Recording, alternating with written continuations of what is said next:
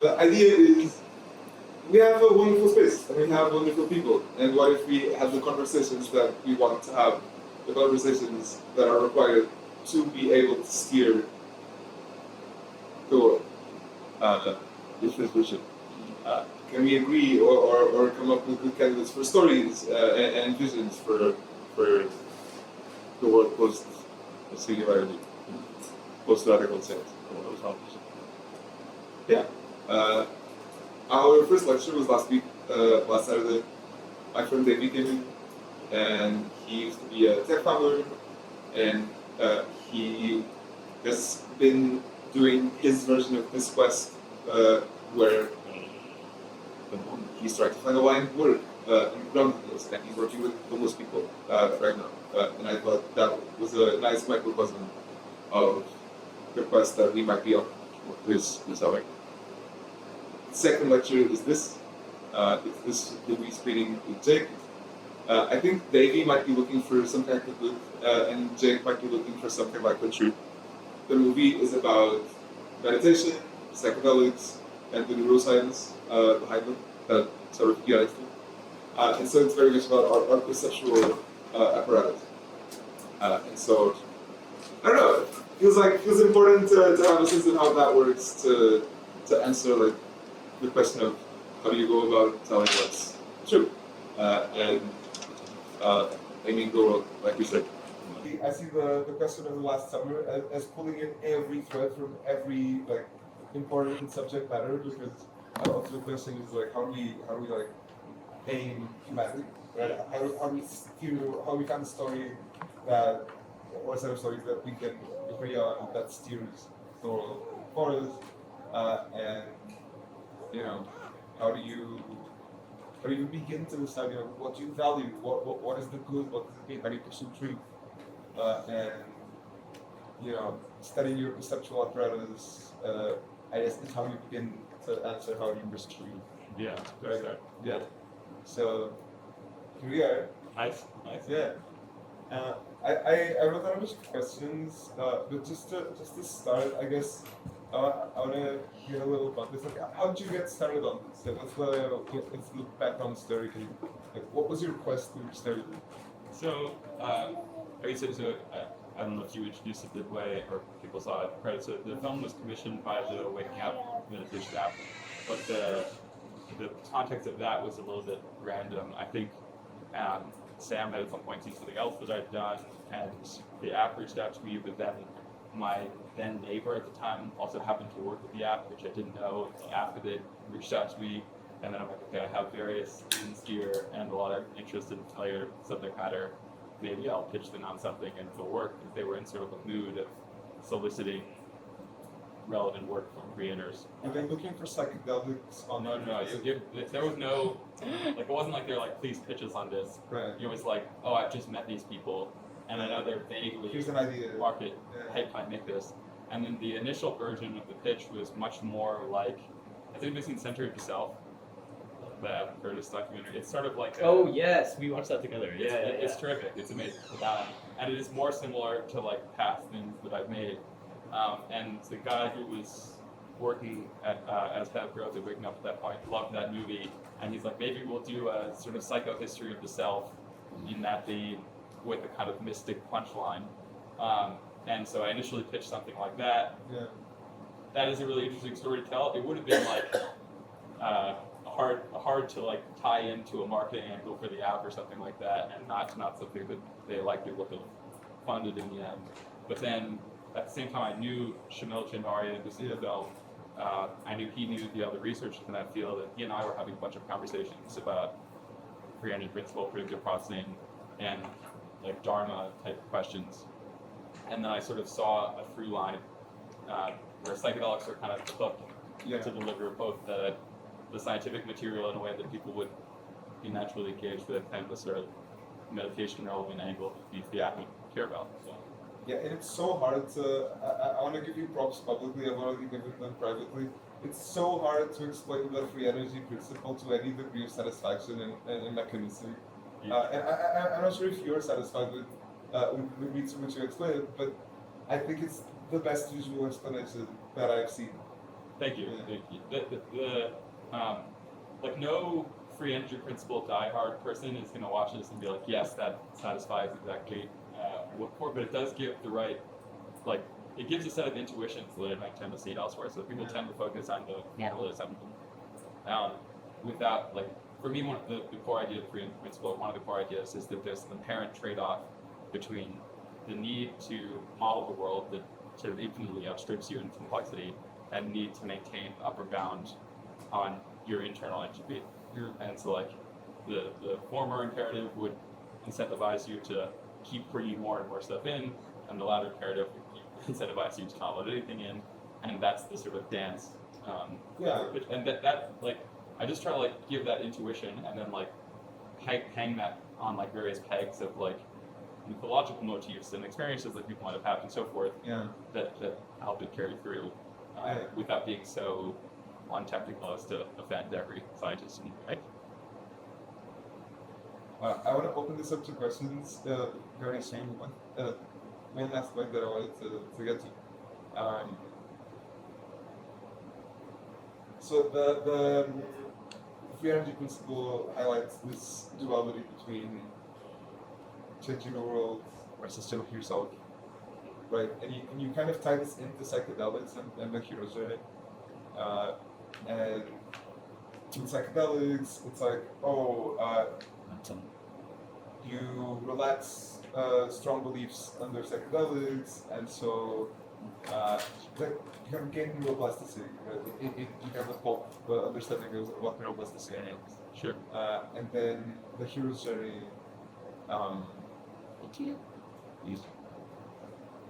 feels like this process of dying, right? So like losing some of your beliefs, releasing some of your embedded priorities, and upgrading. Yeah. Right? Does it feel great? Do you think there's a mapping one-to-one? Do you think there's like strong mapping between active interest and the hero's journey, or is the hero's journey more like classical, just updating to match the world, and not necessarily the other? Yeah. So I don't know. Maybe I'll circle back to this question of like which side of the active inference point your thoughts on, so which sounds like part of what you're asking. But in general, I think like so the hero's journey in the like original Campbell formulation has all these sort of specific quasi-Jungian steps, but the very general thing that I think does map onto like something like the frosting story is that I think like stories are basically always about some static order that's incomplete, some encounter with anomalous information, and then the sense made, like there's a guy who writes about stories where like he says all stories are the sense made of a disruption by finding its computer. Yeah. So like instead, like if you ever like read story structure books or like screenwriting books, it's always like you have an inciting incident. The inciting incident is usually where something emerges into the ordinary world that precipitates the journeys the story will contain, and then the story's resolution has to do with like whatever, even if it's tragic, it's some sense of resolution around that initial incitation, motivation, whatever it was. And that to me, like that narrative would run so deep in our like psychological makeup, and that account of narrative would line up so well with this particular deep brain theory suggests to me that that's a very non-arbitrary one-to-one. And then there's more to say about the hero's journey per se, but I think that's the general thing. Is this like you could describe that an attempt to integrate anomaly? Yeah, irrespective of whether you're updating or you're attempting to work. Right. Yeah. Cool. And a criticality piece, which ties into the takeaway message of the movie. But would you say the takeaway message of the movie is meditating can put you at the same kind of criticality that you see in psychedelics, and that lets you do hero's journeys better? And so there was like a side interest that I had just as like somebody who was very into meditation and also thinking about narrative structure, that like if you try to extract the like wisdom about how to live from people who care a lot about this sort of hero's journey thing, it's often this thing that I sort of land at some point, like three-quarters voice movie of the ongoing willingness to continually undertake that journey, rather than sort of making your stand on some particular resolve or that you feel like you landed in, because you're never going to have encapsulated the world.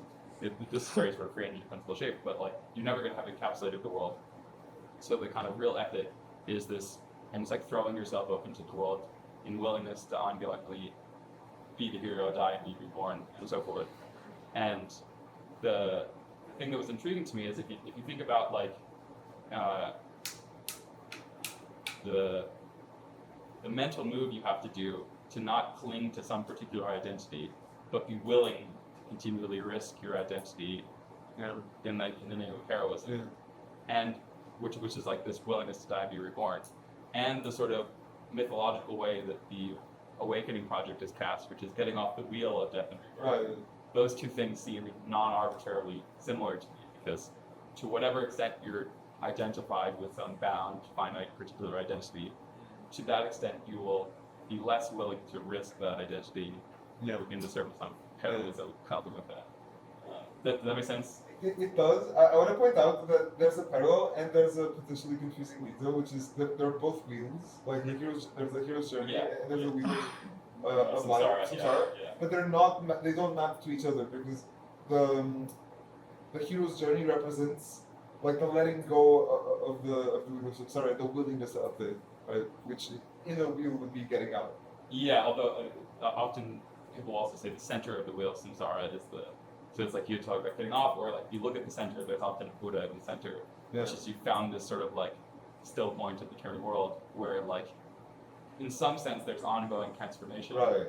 But because you're not identifying with it, it's not like this is the die before you die. Right? Yeah, and finding the equanimity to like kind of detach from your thoughts so you're not being like sloshed around by them, but you're like, over here and you're less identified with the trauma. Like the school.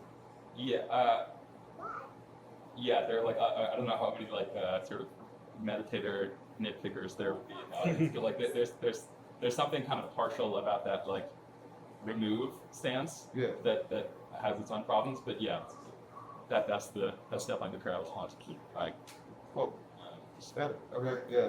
I kind of wanted to run through the arc of the movie, and now I would kind of open up the conversation and we just like chat through it. Sure. Yeah. Question. How, so you done with research to like figure out the nature of what is true, how one should live, etc. I guess like in the course of all this research, how does Jake like implement Right. Well, so it may be surprising. So like I haven't taken like a proper dose of psychedelics in probably like 10 years. So it's not like a major part of my life. And I had done it years ago. It was sort of the thing that got me into meditation to begin with, or like was part of the same sort of kickoff. But it wasn't like a major part of my life. And so in some way I was like more using psychedelics to think through certain questions about how to live. In terms of like how I've been transformed by it, I do feel like it's a very high bar to live up to that I end up setting in movies. I don't want to pretend that I'm not like of this like pinnacle of heroism or something like that. It was like total non-attachment to any given identity or whatever it is, or enlightenment or whatever it is. One very concrete one though to this thing I was saying about this trade-off at the center of the free energy principle. I do like insofar as you can see somebody's like a threat to somebody's belief structure as experienced the same way as a threat to their like life in some way. That's like a much more compassionate basis on which to engage any kind of disagreement or like poke at somebody's worldview. And I notice like I think about that in relation to myself a lot. Like I think a lot in terms of titrating exposure, and I think about that with the two that like people's ways of making sense of things are not arbitrary. They're doing a lot of work for them to feel secure on the world, and so insofar as you give them, you want to like keep that in mind. Does that make sense? Yeah. I hope to get this across right, but I guess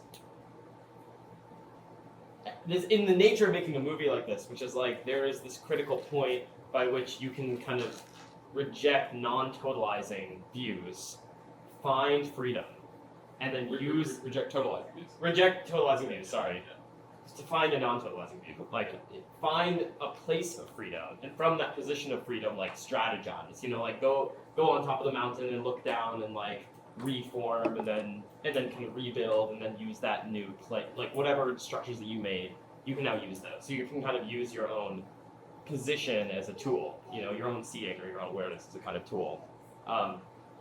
That itself obviously strikes me as a strategy, right? Like this is a tactic, this is a strategy, this is a tool. Like this way of being in which you find non-totalizing views has an ecological niche.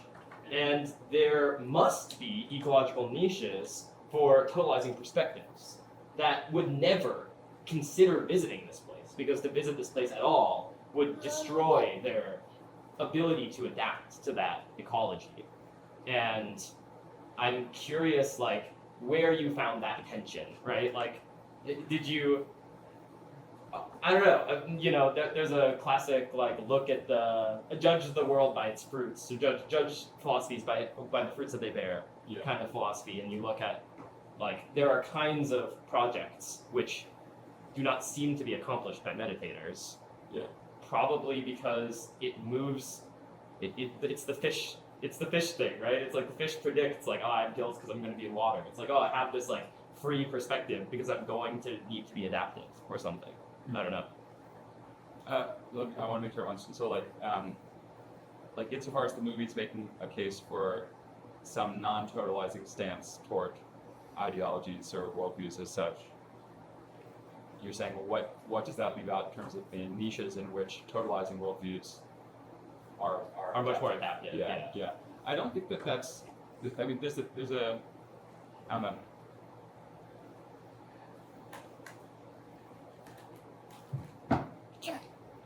I'm not resolved on this, but I'll. You're right. I'll- Me neither. I'll- That's why I'm I'll asking. engage- I'll engage it in some way. Yeah. There does seem okay. So like, take like as a paradigm case. Like, there's something emerges to you that like violates your worldview. I don't think you can make a case in some way, like you could analogize this to like the 1960s failure mode, that like everything is to be assimilated as quickly as possible, as much as possible, and to whatever extent you're unwilling to do that, you're bad. Like that's clearly false. But there does seem to be, and this is, I guess this falls under what I think it was like totalizing. Yeah. There does seem to be a way of reacting to like anomalous information or to the stranger or something like that that is like not interested in exploring it, or like not interested in making the distinction, or not interested in wondering whether it should precipitate an update.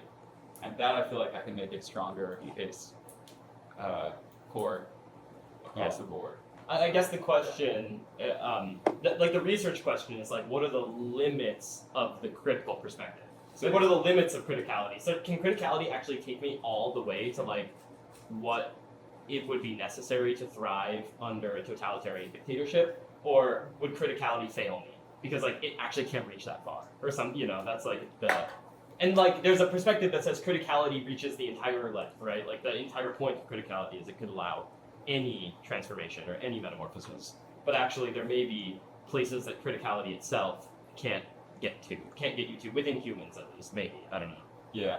Well, so a couple of different reactions. Well, one is I do kind of do this for like the sake of narrative expediency thing, where like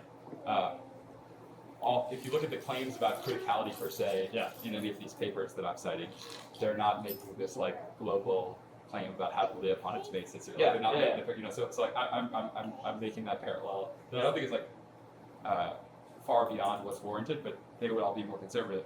Part of the reason they'd be more conservative, and I think this is like I do think this is important, and maybe misleading about the movie, is they will always say like it's about visiting critical states, not about permanently inhabiting critical states. Because you think about like a critical state is like literally like right on the edge of madness, Right. dissolution or whatever like that. Like you don't want to live on that edge. Yeah. But there is something like because of this, essentially because of your finitude, like because of the fact that like you can't predict what you can't predict. There's a way in which never visiting that condition must die long term. Like it must not be long term adaptive. It might be short term adaptive, and that's the sort of tricky thing. Like Ruben Lakonen, who is another sort of research field in this area, more on the meditation side, has started publishing a bunch of things about like this view as applied to an AI alignment type questions, and he wants to say it's a kind of violation of orthogonality thesis type claims because there's some intrinsic connection between wisdom understood as being like this, Right. and intelligence. Is that if you don't do this, you'll ultimately fail. Yeah. And I think that like, and I think you agree with this, but the crucial caveat is over what time scale. And I don't care if like the hostile AGI's non-criticality will eventually come due if it's Right. it's too late. Yeah. So to your point, like something can be locally adaptive for a very long time. Yeah. Without being magnets. Yeah, that makes sense. I realize I haven't answered your question. But No. Yeah, it was a big question. I was Yeah, just wondering yeah. your thoughts. Thank you. Yeah. About the wisdom piece and the non-orthogonality, there was a thing that I was researching a couple of years ago where Monica Ardelt studies cognitive science and there are a few other people, and I was reading John Ravecki at the same time. Anyway, there are usually three components of wisdom, and one is like you're good at stuff. Second is you're reflective, so you can point your being good at stuff towards your own cognition. And the third is related to compassion, usually. And this comes from like surveys of people, right?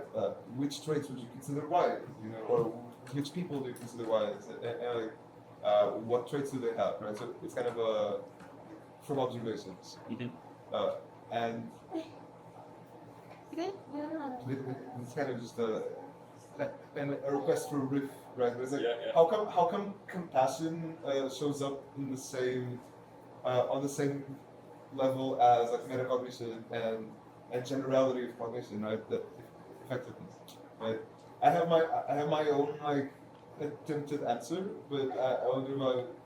You mean like why is compassion considered part of wisdom, or why would compassion like get you other goodies like intelligence? No. Why would it be part of wisdom? Like, if compassion were part of wisdom in like a non-separable way, why would that be the case? But since we're talking about non-orthogonality, right? I honestly don't know. It's funny. Like this question, like for people who go down this rabbit hole, this question like always it's almost like asking why is God loving or something. Yeah, no, it's exactly that question. It's the same question. I have different like partial senses of why, but I have no idea. Like phenomenologically, it just seems to be true. Like it's very rare that people will have like like for example, if somebody takes like a high dose of 5-MeO and then they have this like rebuilding from zero. Yeah. Some sense that like love is at least very early. It's one of the first things, It's right? one of Like, the first you things, right? maybe you wouldn't expect it to be so early. Well, so here's like almost like a deflationary account that it might be part of why. So like it doesn't seem that surprising that an organism would care about living in its own software. Right. Q. Yeah. Right. So now just relax the sense of assume that impulse is prior to any construction of where exactly that boundary between you and the rest of the world is. Then you can imagine like in its first arising before the construction of the division, it's just universal compassion in some sense. And I do think that's kind of the claim. Would you expect non-social animals to have similar levels of compassion? Well, on the story that I just gave, yes, because like I think non-social animals still care about their own suffering and if the boundary and comes principle, after the suffering prior. Right. But I don't know. Fair enough. Yeah. Anyway, just a little riff. And the basic question. Yeah. I don't know that much about education. Very second. What are the psychedelics Things you get from that fusion. Things that you seem to draw like parallels between them.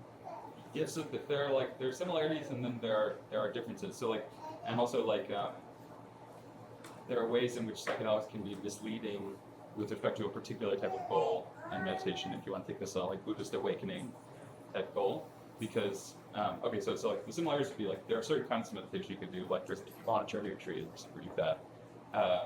You will have non-ordinary states of some kind, like it'll be different than your baseline, and this will be like radically pleasant in some instances. So you'll have a change in your experience of the world that like exceeds the bounds of your day to day, and then specifically like often those changes can affect your sense of the boundary between yourself and the world. So you get really concentrated. For example, if there's a way to merge with an object or something like that, your sense of subject-object rules go away, and that's similar to what happened on psychedelics. The misleading thing is that those states are temporary, both on psychedelics and in meditation, and even insofar as they sound like the goals, if they're produced by those sort of temporary means, they're not the thing that you're aiming at. So the distinction at the end of the film is basically that you can discover a sense in which, and that this is like the traditional goal of like a Buddhist meditation, I'd say like awareness is already free of subject object dualism, such that you don't have to like all the relative contents that might dissolve on a psychedelic trip can come back without the sense of freedom that you can experience from their dissolution going away. And that has to do with not reifying the contents as they come back, or identifying with the contents that glue to come back. Yeah, it's like that. You don't have to identify with once.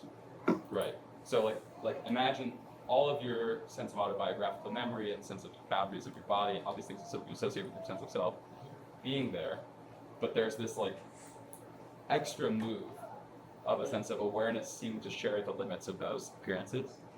That is optional, and not doing that lets all the relative functionality come back without losing the sense of freedom. That's the like traditional goal of meditation. And then in a Buddhist or Advaita context, the ways psychedelics are misleading is because psychedelics just like dissolve all that stuff, and then you're like, great, I'm free. Gotta keep hitting the psychedelics button. Okay. And then you're sort of bound in your degree of freedom still being tied to changing states. Interesting. I tried to stay. It's not about states, it's about. So I mean, the jhanas like are about states in some way, but in like a traditional early Buddhist context, the actual jhanas get more and more subtle until you have the cessation experience. So it's like 1, 3, 4, 5, 6, 7, 8, and then 9 is like blackout, and they're like almost like weaning you off increasingly subtle forms of pleasure. Yeah. Until you let go all the way. And then on the reboot, you get all this like non-grasping that is the insight fruit. So they're like tied to insight, the jhanas are themselves states. Last one. Why no psychedelic? Okay. not like a not like a strong. I've taken like low dose of certain psychedelics in real time, including someone recently, and I have no strong prohibition against it. I didn't have like uniformly positive psychedelic experiences, and I don't think that's like guaranteed. Although I wasn't being insanely careful about it at the time, I probably will at some point. But I do feel like there was still stuff there's still stuff that I learned that like I can't claim to have like fully integrated in my life. So it's not like I've maxed out the at least the like initial insights of the early trips. But yeah, I have no strong feel in sense. Do you have thoughts on like? It seems like it's part of the film. About what mentioning loss, structure, like these guys that was it's grades. It's like, how do we get that back? there are lots of people, probably, like you and I both know, who are like trying to reimagine things like that. Yeah, so I think that's not at a culture-wide scale. I have no idea. I think that's tricky, and there's such like one like thing I hope the film is like a contribution to is I do feel like taken sufficiently seriously, all these things are quite destabilizing to people's different religious and political intuitions, and we've got to find ways to find bridging languages. But I don't think we're like going to have some, nation scale shared ritual of that kind that everybody gets out and that'll find for. So the question of how you like, there are all these like micro pockets of like the fractal type seed will maybe instantiate its outward series of elusives. But then how do you make the effects of that more shared? So it's a true question. This is more of a craft question, but connected with that idea of like bridging languages and finding ways to communicate this stuff. I really appreciated the animations, and like often I find those interstitial pieces of documentaries are like my most irksome parts for me. Because they're filler. They're often used as filler. Yeah. Are you talking about the full frame like trip animations? Yeah, the trippy like, animations. Predictive processing. Oh, I like those too, but I'm talking about like this one that we're looking at. Yeah. Okay. Yeah. Actually, I didn't do these. I mean, I worked with animated comic, but I did not draw this. I kind of figured that. But I'm curious about the process of how they came into being, and it feels like they're working in these kind of Jungian archetypal registers, but actually like very effectively. So mostly due to like poor planning and like just have this was almost like the first thing that we did was make these two animations, and then I had to sort of build. I had the outline, so I knew that they would fit, but like I'm also like having done the animations, I was like making sure that they were echoed throughout, so like the way they relate to the rest of them was partly anticipated in advance and partly constructed after the fact to be more so. In terms of the imagery, like a lot of it comes straight out of Huxley in particular is like just insanely read in all these religious and mystical traditions and was continually drawing on that language in his account in perception. And so we're often just like pulling different things. Like there's a companion that Sage Doors perception called Heaven and Hell that is what this is like this idea is taken from. The other one, do you know the Douglas Harding book on having no head? Yeah, you've shown it to me. Yeah, so like in looking at the rose with this like sort of headless just glasses and like headless, like that was me saying to the animator like we should bring in a sort of headless motif, different ways of portraying this ego dissolution thing. Yeah. And then like I knew that both of the main trips would have some sort of death and rebirth structure, and then I was also partly from my own psychedelic experiences. There's this like strange relationship between the Eden myth, like getting cast out of the garden, and psychedelic experiences that so many people I know report, and that Huxley also uses that, and so I wanted to make sure to bring that in. Yeah. I imagine it's like the funnest assignment you get as animators to like. Yeah, so the animators, I think both.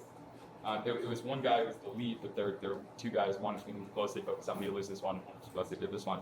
I think both of them had to take in psychedelics, and were kind of like mystified basically about what there was like a lot of like me giving them a block of text like, don't you remember this? And they're like, I have no idea what it was. So it was harder than you might think, but they did a good job. So yeah.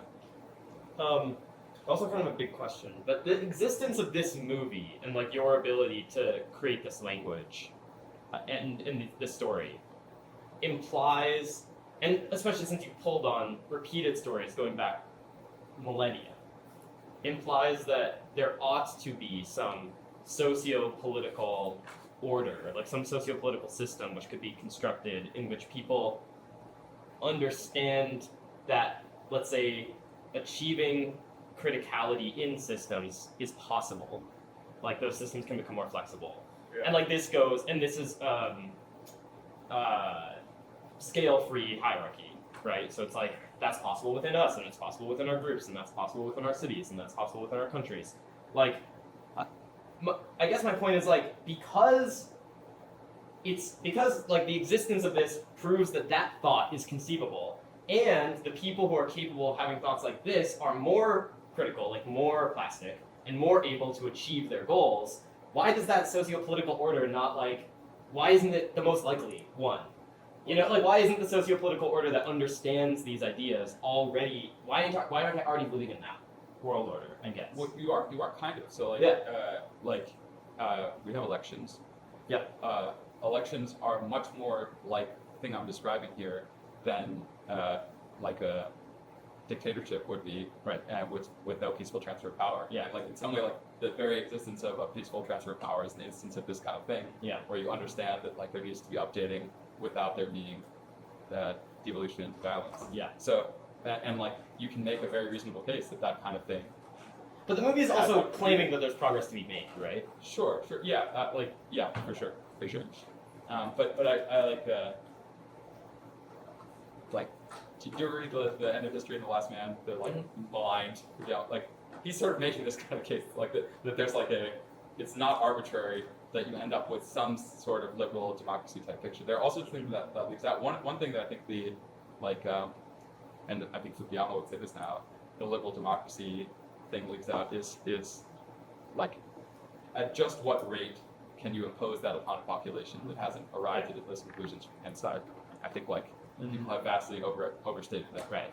Well, and this is different from Eleusis, right? The idea of Eleusis is like, well, first you have to start with the first person phenomenological experience, right? And then that can scale up. Yeah. But without that phenomenology, the Roman soldier says, you know, that hey, this is all going to fall apart. I mean, they were also very like extremely conservative. It's like once in your lifetime you might have such an experience. Yeah. Only a certain select subset of people. Like they were extremely conservative about it. So I don't want to be too romantic about like I think we are more like this than they were in some ways. Yeah. But also that the way psychedelics reemerged into the culture could have stood to fun. That was last time. It's not. It's almost like you're wrong. There's some of those going to stay. Just about there's a way in which to take like liberal democracy as like a paradigm of this kind of thing tends to take the political principle of individual liberty and so forth and have that reach all the way into like what kinds of moral claims are permissible at all. And I think that's an overstatement. Like you want the capacity of the hierarchy to continually overturn itself, but that doesn't mean you have to be agnostic about the contents of the hierarchy. And I think that would be one lesson that I have learned. It was like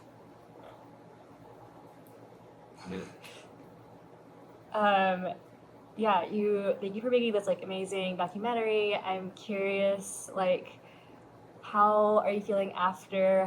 What has reception been like? Are any surprises? You're like, oh, this part was particularly controversial and I didn't expect that, or like it really was popular with this crowd. Like, so everybody's mad about Jordan Peterson. Yeah.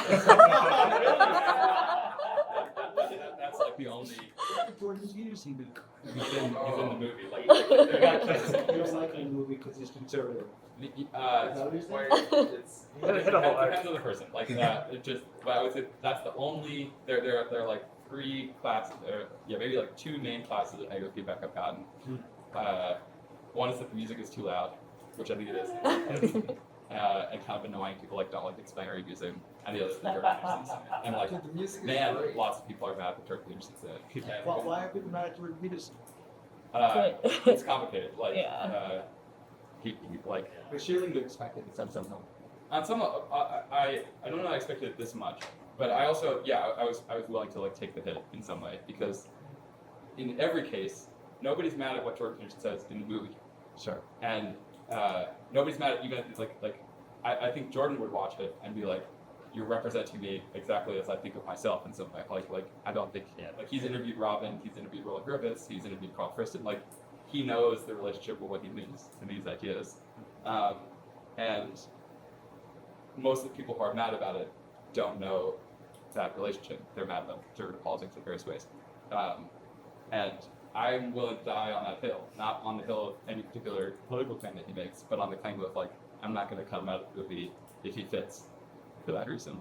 So yeah, it's I think it'll make it more timeless. Sorry. I think it'll make it more timeless. Yeah, I think so too. And also like it will make up. This just happened to me. So we just played the movie at Esmeralda last week, and the AV guy was like, "Why'd you put Peterson in the movie?" And we had like a good hour-long conversation at the end, and he had changed his view in some way, and if that can be a consequence, that would be good. Same thing when we first reviewed it at Psychedelic Science, and in the Q&A, while I'm sitting up there with Robin, like for the first time anybody's seen the movie, somebody's like, there's so much good stuff in this movie about toppling hierarchies and blah, blah, blah. Why would you put misogynist hierarchy defender Jordan Peterson in the movie? And I that's why I did it. And then she was just like, I like the movie, so it's, and yeah, I think that's good. I think that's a good outcome. Too. So first of all, this came on my YouTube feed. That was much fun. I'd watched it, but it was nice to watch it again with the framing of the last summer as well. Being on some of other cause. And so I made my question sort of ways to read this on the ranking that you didn't get to put in that you would have wanted to. I don't wish I put this in, but we did make like a much more elaborate Bayes theorem explainer, which is really annoying because like I initially didn't have it. I basically had it like this in the writing, and then this guy who was working at Waking Up at the time was like, I think people want the Bayes theorem explainer. You should put it right in there. And we like slaved over it, like the animators, and I had to like, so I was like sending the free blue and brown Bayes theorem explainer to the animators, and we put it in, and then we're like, this is fucking boring. We got it. I don't wish that was in there. That's one thing. I wonder. It's mostly like what I wanted it to be. Yeah, I guess there's a lot of pages to other materials. You're like, where got to go, but like which trials or something like that. Yeah. There's all that. So it isn't really a meditation explainer. It's like meditation sort of tacked on at the end. And there is some like there are maybe some people who want to find me to go make a meditation sequel. Meditation is like really uncinematic. It's like insanely boring to watch. So I have to find a way to make that worthwhile. But there's definitely more to say about like all of this stuff as applied to meditation. And that I don't wish I put in this one, but it's interesting. Yeah. Well, and Clarify any of your own, like in the process of making this, did you gain more clarity on your own, like ideas in any way? So most of this research was kind of new to me. So like So, but I had this. I think I mentioned to Cheek. Like had this background question of like, there's a kind of like Western active conception of the ideal person that like is embodied in various hero myths are often linked onto like after the psychedelic experience different points, but like that thread is very interesting to me, and it seems to be in conflict in principle with this Eastern like contemplative vision of the ideal person, and so those two things are both very inspiring in different ways to me, and so part of what I was doing is like thinking about how those things relate. Reconcile these things. In a sense, yeah, like especially reconciling like heroism with contemplation as archetypes of how to live. And I do think they don't ultimately diverge. Obviously, they pragmatically diverge. Like time spent on meditation retreat is not time spent building a company or whatever it is. But in terms of the like connection to divinity or something like that, I don't think those would like. But has anybody that you know written on specifically this? Like what? Let me think about it. So not literally what I just said, but such sense. One that's just kind of my right now. Do you know who Francisco Varela is? Francisco Varela sort of founded the field of contemplative neuroscience back in the day. Wrote a very famous book called The Embodied Mind. Also, like if you know like embodied cognition or 4E cognitive science, all that kind of Francisco Varela in part. And he was also a Dzogchen practitioner. I think a Buddhist. This guy who introduced Sam Harris to Dzogchen back in the day.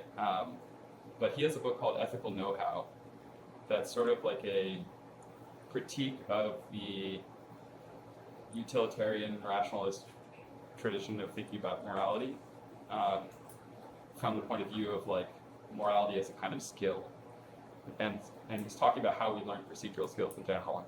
But the like peak of ethical know-how that he eventually comes to in that book is he's talking about how different subroutines or sub-skills come up as micro-worlds and micro-identities.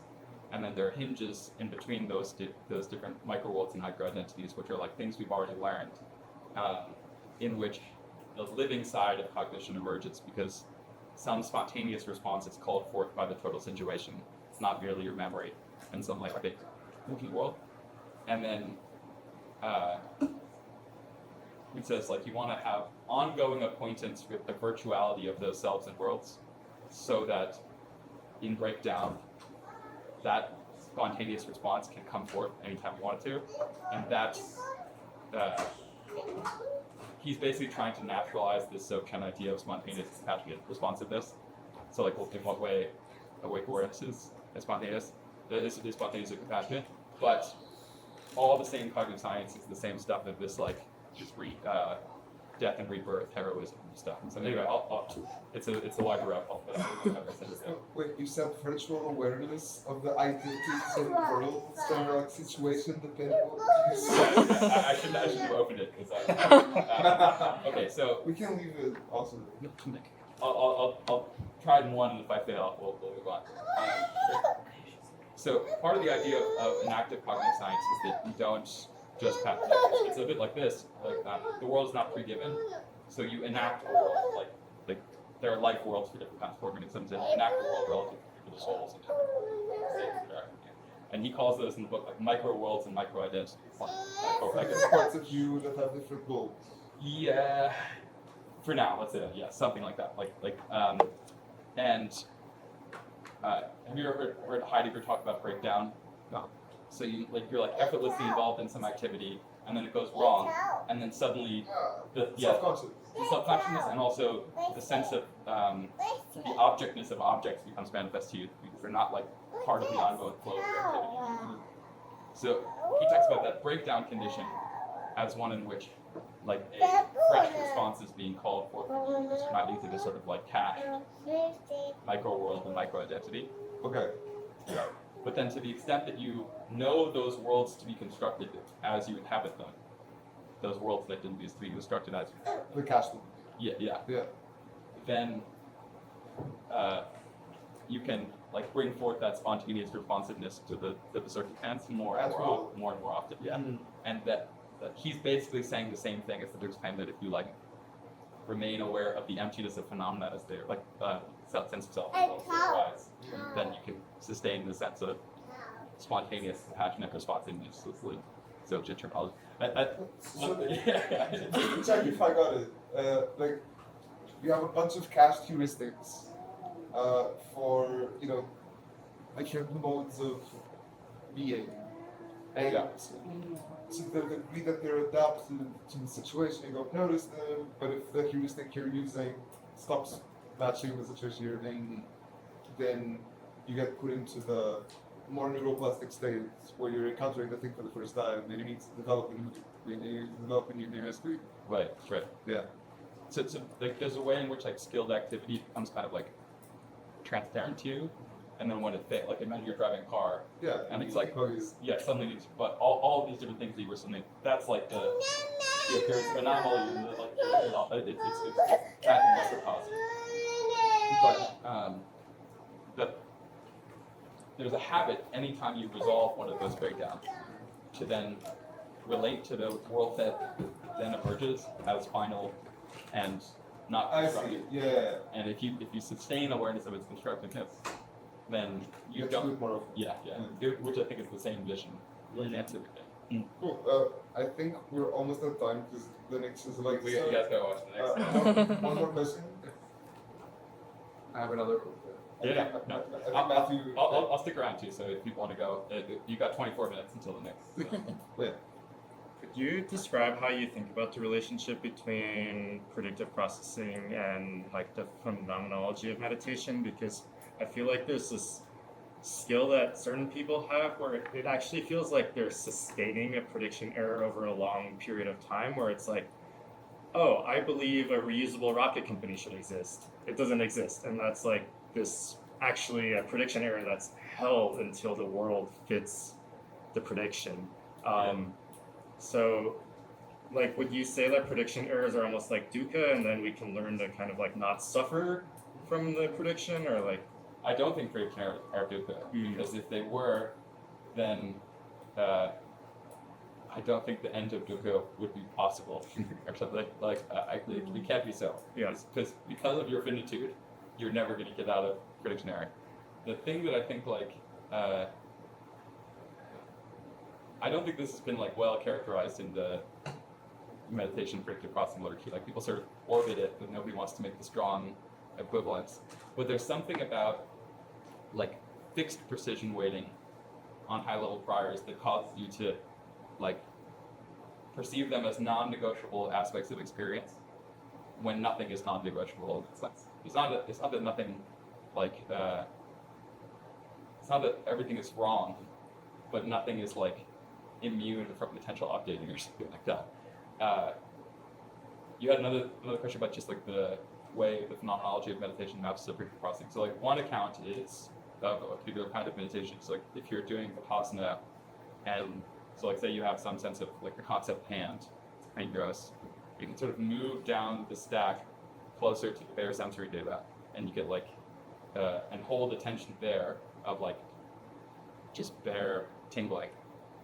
And then if you sustain that perception, so that corresponds to increasing the precision weighting on lower level sensory data. So psychedelics relax the precision on high level. Meditation of this kind might increase the precision on lower level. That would be another way of getting those high level priors to update or de-reify. Does that make sense? Mm-hmm. So that's like one mapping that people have made.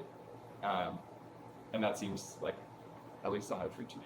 Certainly if you sustain a perception of your hand as just being tingles and sensations for long enough, you can't return to the tiled over concept of hand as naively in the average male. And there are a bunch of things through which that's true. And Yeah, I think I still have this question around like, I guess maybe setting a goal isn't like a prediction error or something, but it's like, is it, painful to experience a conflict with these high-level priors, and then if I strongly believe that the future should be different or that the present moment should be different, and I'm taking all the actions to kind of like change the world instead of my beliefs, does that process have to be painful, or are enlightened people basically able to take those actions and actually hold that tension of like, no, I have this conflicting prior, and I'm just gonna like update the world around me? are you asking basically like, is the only way that like enlightened people resolve prediction error by changing their beliefs instead of acting on the world to change it? Or like, I think some people might read that into how they think about it, and I don't think that's true. Yeah, it's not true of my experience. Yeah. I can't give you a good predictive process. Okay. I think we should conclude the Q&A here, but before we move to fully unstructured hanging out, I think I want to refer back to the last summer framing. I'm curious about, we watched this movie and we had this chat, and what did we learn about the kind of world that we want to live in, or how we want to be in the world? I think one guess is this orientation to criticality and spaciousness, metacognition. I'm pretty. I think I'm motivated to think more about how to institute the mysteries of the thesis among my friends. In a more intentional way, not just let's go to the park and take some shrooms, but can I say one thing? Yeah. So I didn't learn this until after the movie. I think he did the interview relatively later. But so Brian Miller Rescue, the guy who wrote the Immortality Key book, that book Mysteries Poses, he also has never taken psychedelics. Still, he had taken them when he wrote the book, and still hasn't now. And in some recent interview, he was basically saying that like the bare prerequisite thing for taking psychedelics is like enormous amounts of symbolic and mythological literacy. That you should just like read the whole canon, basically. I'm sure that'll help. Yeah. And because he's like very conservative about the potential outcomes, I just thought that was interesting, like because the book is not like a deflationary kind of academics account. Like he always chooses the religious scholars to draw upon that take the experience seriously. So he's not like deflationary about mystical experience at all, despite not what we think. On the point of the canon, I wanna highlight that at least for me, a large part of the last summer, and this is how I am spending, is reading a lot about the history of the church, Western history, trying to read as many of the classics as I can, and yeah, just getting acquainted with the kind of strata of the soil that we stand on. Yeah. And it's a suggestion or an invitation or, a precision bound in the relevance of the Western canon that I'm sending out. Anyway. I cut you off. Sorry. Go ahead. No. I was gonna conclude once you have anything else. No, thank you all so much. So